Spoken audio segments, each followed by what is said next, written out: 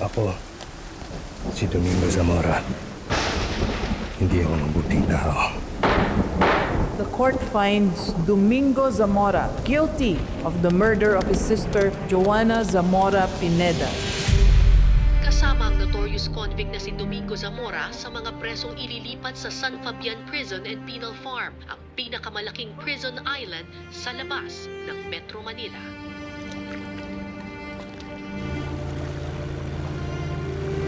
Noon ko pa naririnig ang tungkol sa mga nangyari. May dahilan kung bakit Dom Saltik ang tawag sa kanya. Mula pa sa sentral hanggang malipat siya dito sa San Fabian, malinis ang record ni Zamora. Nakahandaan na lahat ng sinasabi mo sakaling hindi ka maparole. May kutubo ko na nagbabalak na ho siyang tumakas. Totoo. Binasa ko rin yung file mo. Alam ko na rin kung bakit galit na galit ka sa mga mamamatay tao.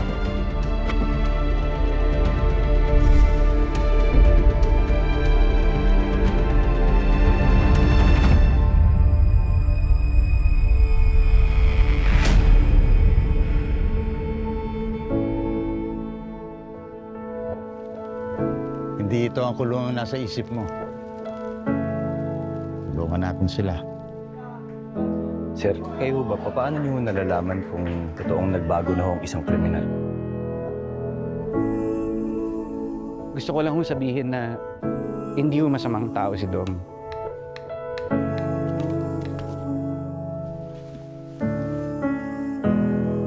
Alam ko may tinatago ka.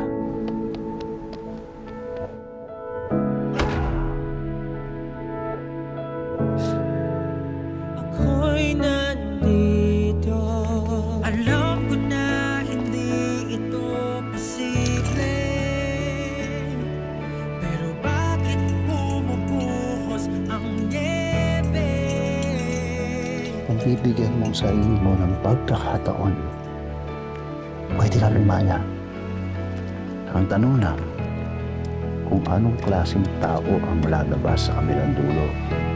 Oh, niebe, niebe, niebe. Malamig may di na bali. Niebe, niebe, niebe.